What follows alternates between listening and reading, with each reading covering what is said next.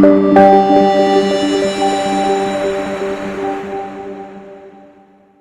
welcome the Chief Financial Officer of Twitter. Joining John Hope Bryant is Mr. Ned Segal. It's going to be virtual.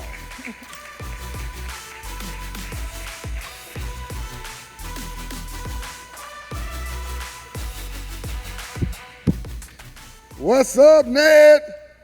John, great to be here. Good to have you with me, my man, and with us. You're looking like a rock star, not a Twitter executive. It's funny, John, when I was growing up as a baseball fan in the 70s and 80s, never on my bingo card was that I would be batting ahead of Reggie Jackson. Yes, we are excited. We're going to have Reggie Jackson with us as we close the forum today. By the way, have you guys enjoyed these 3 days? You done it right?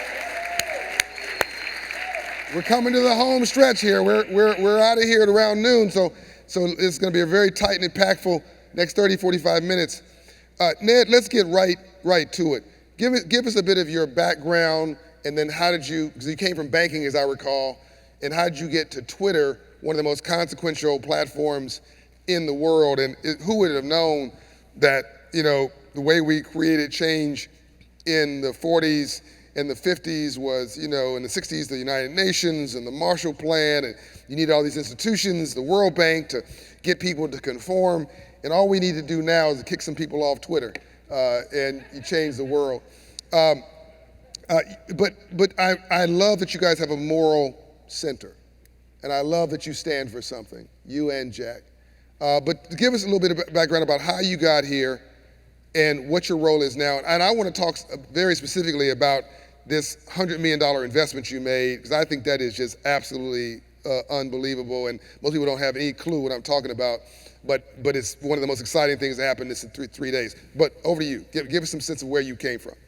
Thanks, John. I can't wait to talk about the $100 million investment. I'll give you a quick background. So I was born in New York. My grandparents and great-grandparents were immigrants from Eastern Europe. My father was the first in his family, and their generation was the first to go to college. He was smart enough to move to Silicon Valley as things were taking off out here in the 70s. And I got to watch all the innovation and inspiration in this area, and I knew I wanted to work in tech.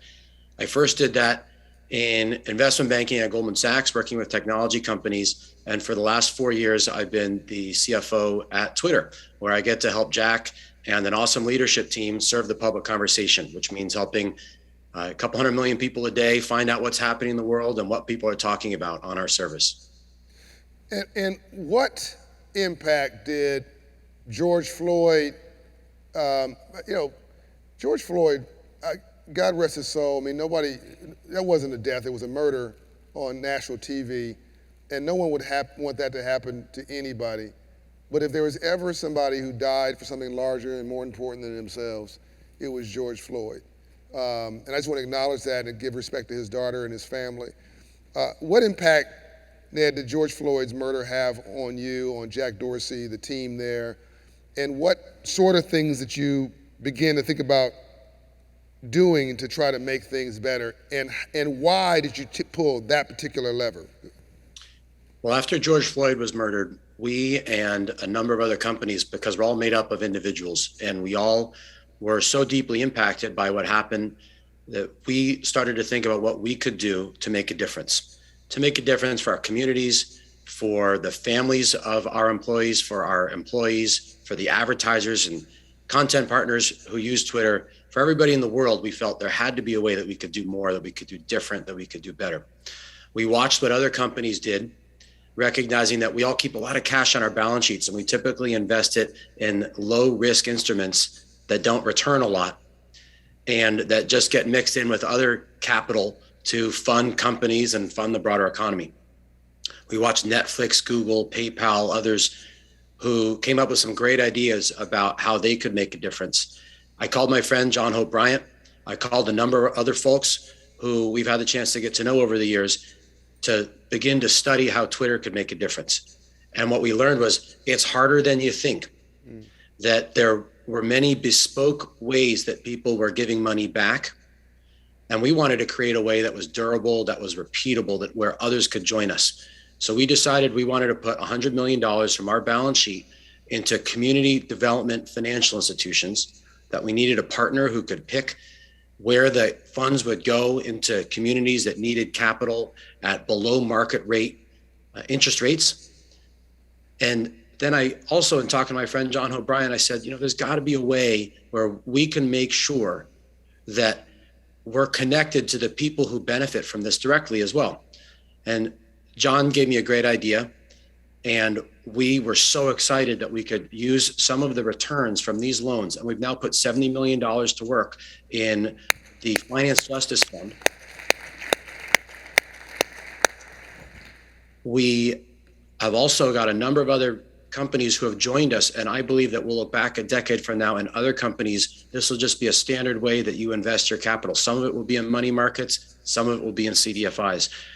We took some of our returns and we used it, with John's help, to power 5 Hope Inside centers in banks, so that the people who walk into banks can get help with those bank services from the interest rate or the return that we're getting from our investments in CDFIs. So I'm going to translate a little bit. My man, Ned, is so smart. And these folks on Wall Street and in Silicon Valley talk in financial shorthand sometimes. Most people don't even know what a CFO is, by the way, a chief financial officer. So you have the CEO, chief executive officer.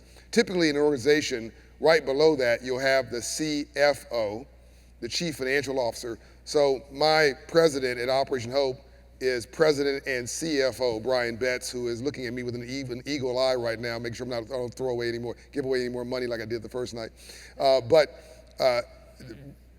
The CEO's job is to dream big dreams and to cast out widely and to be the hunter.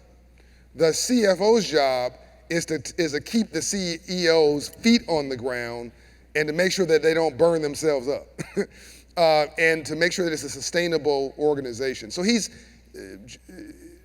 job, Ned's job, is critical, but it typically has nothing to do with social justice. Zero. And so for Ned to step into this was a big deal to begin with. And then Ned said, we have, I guess it's public information, billions of dollars on your balance sheet. It's public information, billions of dollars.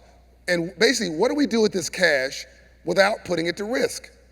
Now, some of you may be saying, oh, he needs to take more risk. Oh, this is the problem with society. They need to put this money to risk. I don't like what I just heard. Yeah, if you were him, you'd do the same thing.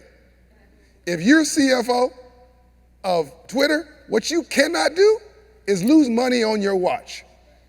You cannot have 8 billion turn into 6 billion, or 8 billion turn into 1 billion, and then something happens and you need $3 billion, and now you're out of business.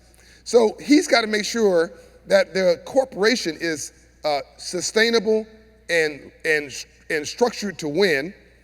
But then he said, but while the money's sitting there, what smart can we do to help society? Is there a way to use excess capital to help advance society? Is this making sense? Okay, I'm just trying to translate here. So, John, it's making so much sense to me. I'm thinking you ought to join us on the earnings call next week and translate for me again. Can you do that? I think you'll be just fine, brother. I think you'll be just. And if it doesn't work, just smile that beautiful smile and blink at you a couple times. You're so handsome. Nobody else will matter. Even my wife's like, oh, he's so handsome. So I think that the backstory here, Ned, is how tough it was to do good. Like, we went back and forth 6 months. Months. Yes. Months. I mean, the idea came from you. It seemed like it was going to be simple. It was so difficult. Again, I'm trying to get some inspiration to dreamers out here. It would have been so easy for me to say, Ned, give me the money. Real talk. Never said it. Or, Ned, just give me $1 million. We don't need to worry about all that over there. Never happened. Or, Ned, can you give a contract to my useless cousin, JoJo, which people do all the time. Never happened. All you got is your integrity. Your integrity and your word. It wasn't about me, it was about we. He was trying to protect his corporate treasure while trying to do public good. I'm trying to help my community be better understood. That was a good rap. And we both had, and I had to push him, and he had to push, his job was to push me away when I got too close to that dollar bill. And my job was to push him to do things that were a little uncomfortable, that just might get him fired. And his job was to go right up to the line just before putting his job at risk, but to do good. I remember we had calls with your team. They didn't understand why we were doing this. They thought that you could do something much simpler, but you kept pushing. God bless them for their support, by the way, ultimately in this. And ultimately, we didn't pick Operation Hope to do this work. You picked a neutral nonprofit run by a beautiful friend of mine.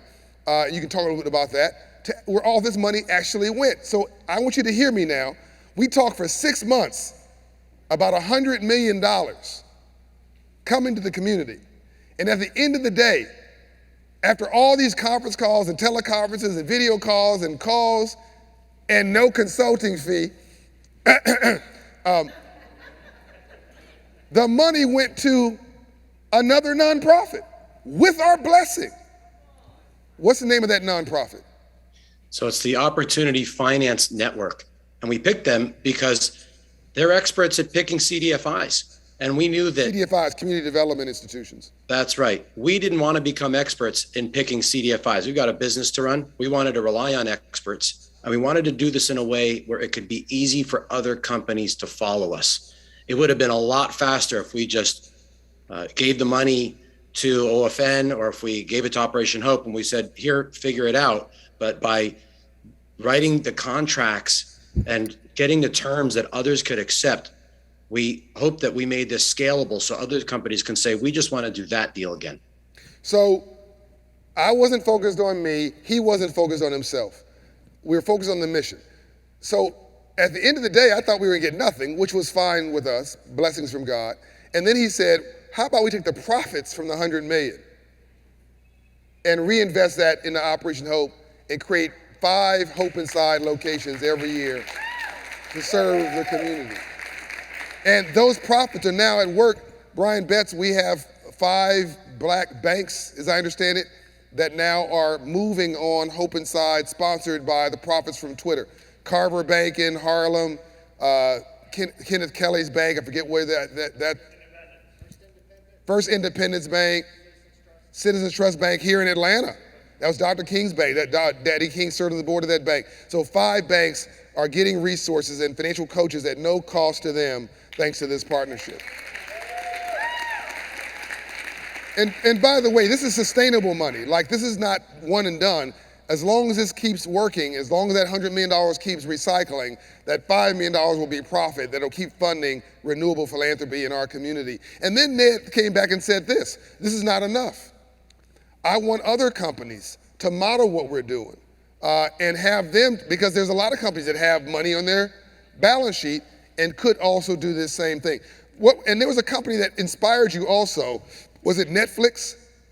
Well, Netflix had done some great work. PayPal, Square, Google, they really were pioneers in putting capital with black banks, in investing in CDFIs, in investing in minority-led venture funds. And we were inspired by all of that. It's a powerful lesson, John, that we don't all have to do the same thing, but we have to do something. And I love when our shareholders, when our employees, when our advertisers say, hey, why'd you do that? And we can say, we feel we have an obligation to our communities, to our shareholders, to our team, to all of our partners to show what we stand for and to make a difference however we can. And this felt like a really meaningful, durable way for us to do that. Ned, thank you for being a leader, a role model, and somebody who I believe honestly, with integrity, sees social justice through an economic lens and asks not what somebody else was doing, but what could you do to make a difference? Thanks for always holding me accountable, but also being just a good friend. Please give my love to Black Twitter and all the people there at Twitter and Jack. God bless you, friend. Thanks, John. Bye, everybody.